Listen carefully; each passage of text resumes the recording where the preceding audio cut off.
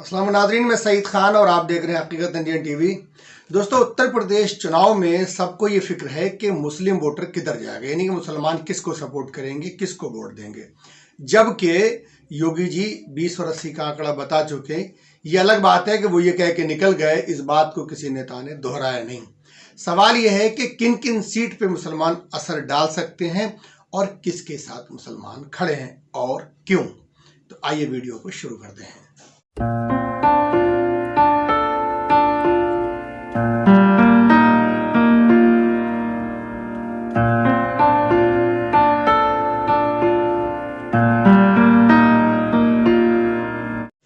उत्तर प्रदेश में 143 ऐसी सीटें हैं जहां पर मुसलमान सीधे सीधे असर डाल सकते हैं और 70 सीटें ऐसी हैं जहां पर मुस्लिम जो परसेंटेज है वो 20 से 30 है और 43 सीटें ऐसी हैं जहां पर 30% से ज्यादा मुस्लिम वोटर है और 36 सीटें ऐसी हैं जहां पर मुसलमान बहुमत में हैं।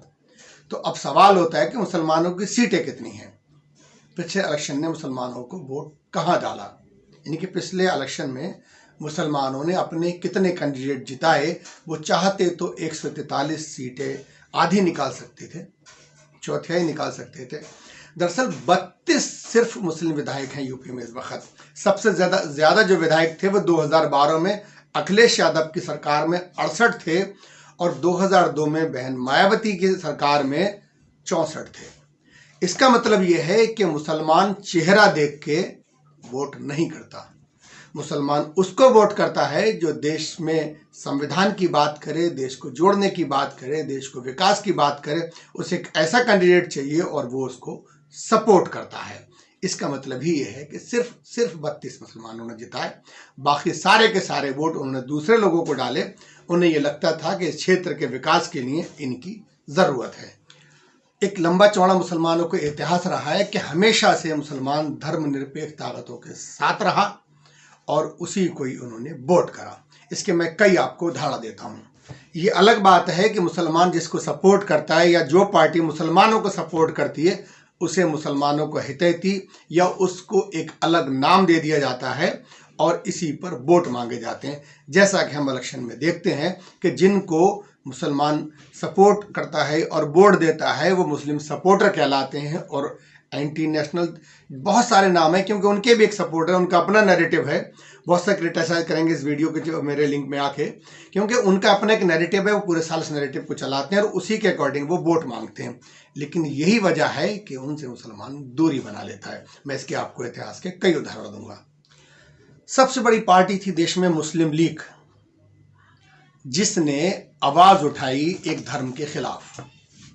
अंजाम मुसलमान उसको सरे से नकार दिया। जो लोग उसके समर्थन में थे वो अलग गए और जो उसका समर्थन नहीं करते थे वो लोग यहीं पर मौजूद हैं।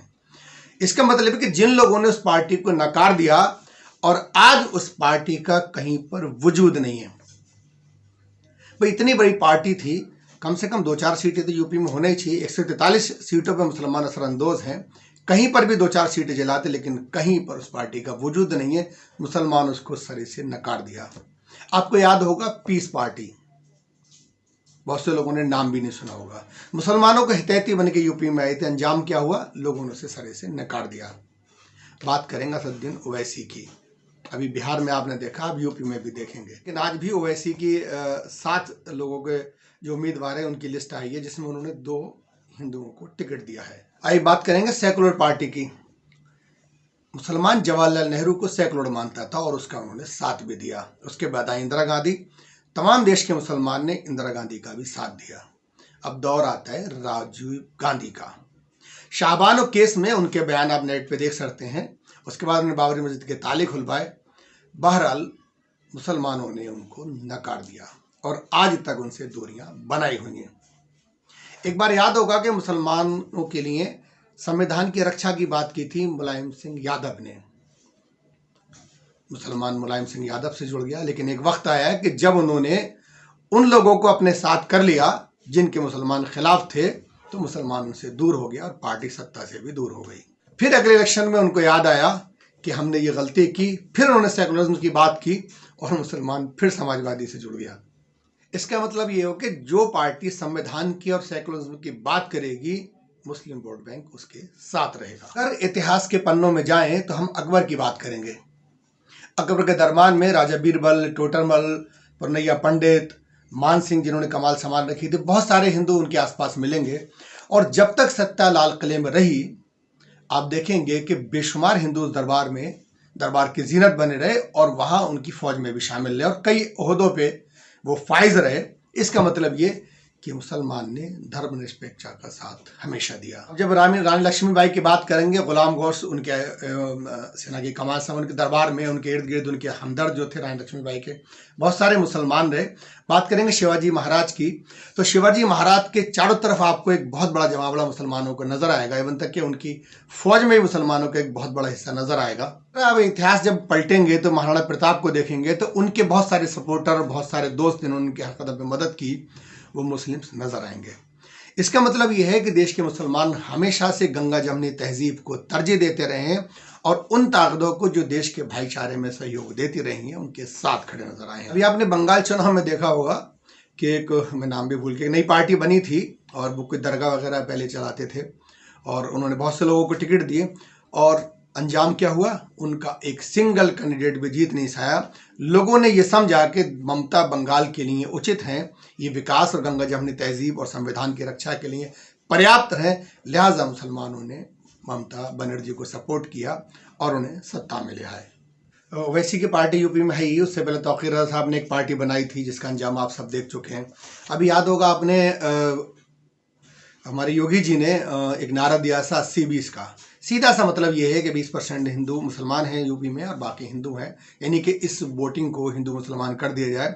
लेकिन वो अपना एक बयान दे के चले गए, उसके बाद इस पे किसी बीजेपी ने नेता ने नहीं दोहराया और चुप्पी साध ली।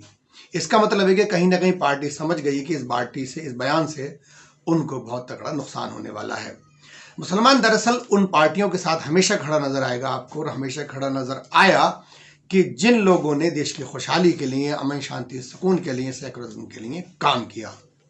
हो सकता है मेरे एनालिटिक्स कुछ लोगों को पसंद ना आए और लोग मुझे क्रिटिसाइज करें, फिर भी अगर मैं कहूँ इतिहास आप दौड़ाएंगे, पे नज़र दौड़ाएंगे, तो आपको 2-4 लोग मुश्किल से ऐसे नज़र आएंगे कि जिन्होंने इस तरह के नफरती बयान दिए हों। लेकिन अगर मैं एनालिसिस करूं दूसरे पक्ष का, तो वहां पर भी चंद लोग ऐसे मिलेंगे और हर दौर में रहे हैं जो हमेशा से नफरत के भाषण देते रहे हैं। अभी आपने जंतर मंतर पे देखा, प्रवेश सिंह वर्मा के साहबजादे अपना बयान देखे कि गोली मारो सालों का, अंजाम क्या हुआ, उसके बाद उन्होंने चुप्पी साध ली और कहीं उन्होंने दोबारा बयान नहीं दिया। उन्हें लगा कि इससे पार्टी को नुकसान पहुंचेगा। आज वही पार्टियां आपकी गलियों में आ रही हैं और आपको सेकुलरिज्म की दुहाई दे रही हैं। दरअसल अभी धर्म संसद में आपने देखा कि काट दो, मार दो और हथियार चलाओ और हिंदू खतरे में है। यार 20% मुसलमान है यूपी में और 80% हिंदू खतरे में है। कहीं समझ में आती है ये बात आपको? दरअसल ये सब चुनावी स्टंट हैं और इन्हीं हरकतों से, इन्हीं नफरतबाजियों से वोट लिए जाते हैं। तो आप लोग मोहतात रहें ऐसे लोगों से, ऐसी बातों से। सिर्फ इलेक्शन का स्टंट है, कुछ नहीं है। हम लोग सदियों से साथ रहते आए हैं और रह रहे हैं और आगे भी इंशाल्लाह साथ रहेंगे। न कल देश खतरे में था, न देश का हिंदू खतरे में था, न मुसलमान खतरे में था। दरअसल विधायक की सीट जब खतरे में होती है तो उससे लगता है कि कुछ न कुछ ऐसा बोला किया जाए जिससे कुछ वोट मिल जाए। हमारे प्यारे मुल्क भारत में न नफरत की कल कोई जगह थी, न आज कोई जगह है, न आगे कोई जगह होगी। हम लोग जिस मोहब्बत, भाईचारा, प्यार से रहते आए हैं, आगे भी रहेंगे इंशाल्लाह। दुआ करें। जय हिंद। तो ये मुख्तसर सा वीडियो अगर आपको पसंद आया हो तो इस वीडियो को दोस्तों में शेयर करें और चैनल को सब्सक्राइब भी करें। तो इससे पहले जो शख्स यहाँ तख्त नशी था, उसे भी अपने खुदा होने पे इतना ही यकीन था।